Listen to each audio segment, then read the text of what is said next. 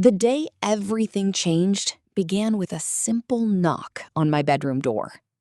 I was sitting in my favorite chair by the window, mending a loose button on my grandson's school jacket, when my daughter, Lauren, stepped inside. She wasn't smiling. She wasn't angry either. Somehow, that was worse. Behind her stood her husband, Derek, scrolling through his phone as if he had somewhere more important to be. "Mom," Lauren said, avoiding my eyes, "we need your room for a few days." I laughed softly, assuming she was joking. My room? Derek's parents are arriving tonight. The smile faded from my face. And? She shifted uncomfortably. They'll stay here. I waited for the rest. It never came. Instead, Derek finally looked up from his phone. "We booked you a suite at a hotel downtown." The words hit me harder than I expected. I stared at both of them, certain I had misunderstood. "You want me to leave my own room?" "It's only temporary," Lauren replied quickly. Only temporary. Funny how the most painful decisions are often wrapped in those words. I glanced around the room. The framed photograph of my late husband sat on the dresser. The quilt my mother stitched decades ago covered the bed. Every corner held a memory. This wasn't just a room. It was the last place in the house that still felt like mine. "I don't understand," I said quietly. Derek sighed dramatically. "Mom, my parents are used to a certain standard. We can't have them sleeping on a couch." The way he said "my parents" made it sound as though they were royalty. "And where exactly am I supposed to go after the hotel?" I asked. Lauren folded her arms. "Please don't make this difficult." That sentence hurt more than the request itself. Because in that moment, I realized the decision had already been made. Nobody had come to discuss it. They had come to inform me. Later that afternoon, I packed a small suitcase, while laughter drifted from downstairs. Derek's mother, Sylvia, had arrived early. The hotel room was nicer than I expected. Large bed, fresh towels, a city view from the 7th floor. But none of it felt comfortable. No matter how clean the room was, it couldn't erase the fact that I had been sent there because my own family considered me less important than their guests. I sat by the window long after sunset, watching headlights move through the streets below. Sleep never came. Instead, my thoughts kept returning to Derek's face. That brief moment before I left. The panic in his eyes when he grabbed that folder from the coffee table. It wasn't guilt I had seen. It was fear. The next morning, I tried distracting myself. I ordered coffee, read half a newspaper, and took a walk through a nearby park. Nothing worked. The question stayed with me. What was in that folder? Around noon, my phone buzzed. It was my neighbor, Martha. Unlike most people, Martha never sugarcoated anything. "How are you holding up?" she asked. I hesitated. Then I told her everything. The room, the hotel, Sylvia's comment. The silence on the other end lasted several seconds. Finally, Martha spoke. "You know something's wrong over there, don't you?" I looked out the window. I've suspected it for a while. Because the truth was, Derek's stories had never fully added up.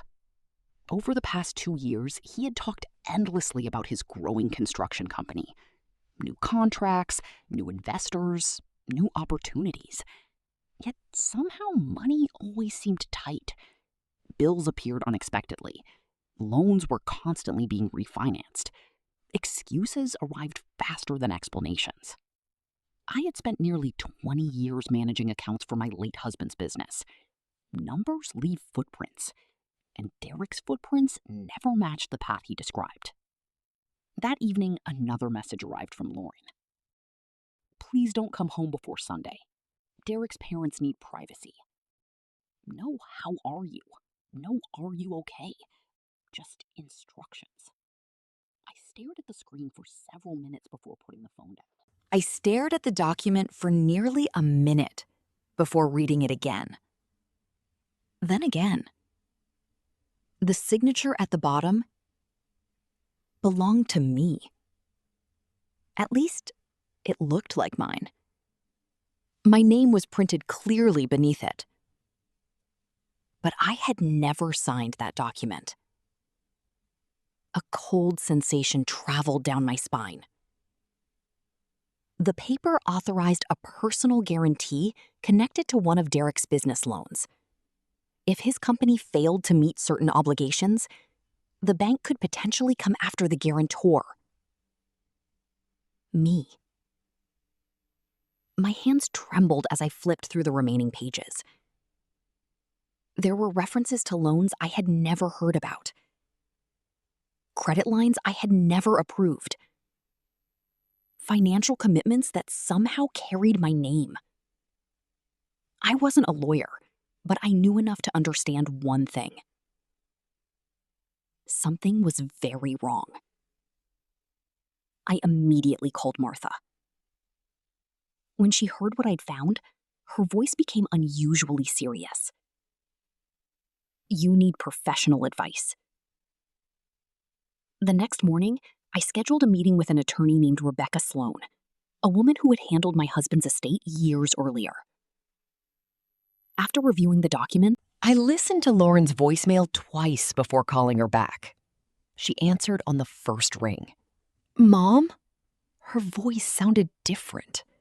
Not angry, not defensive, scared. What happened? I asked. There was a pause.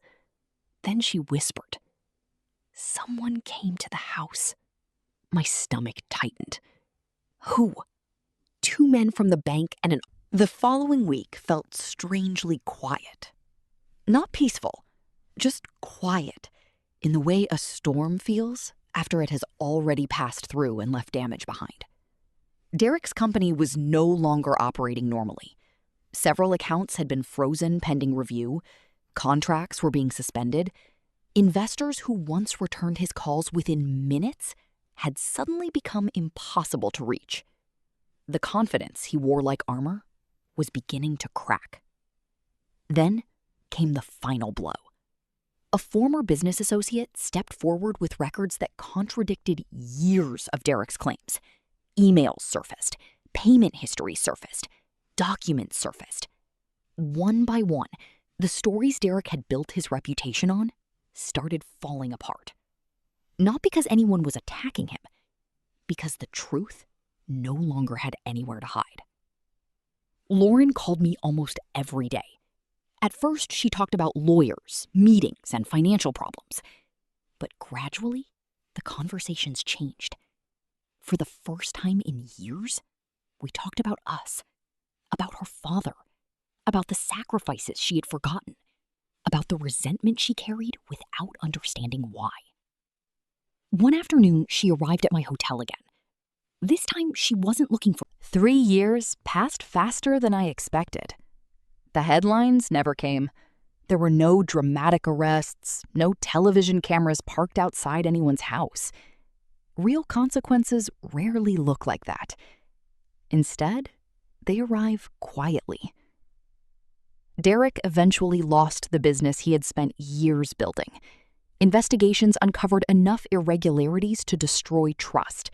And in business, trust is often more valuable than money. Former partners moved on.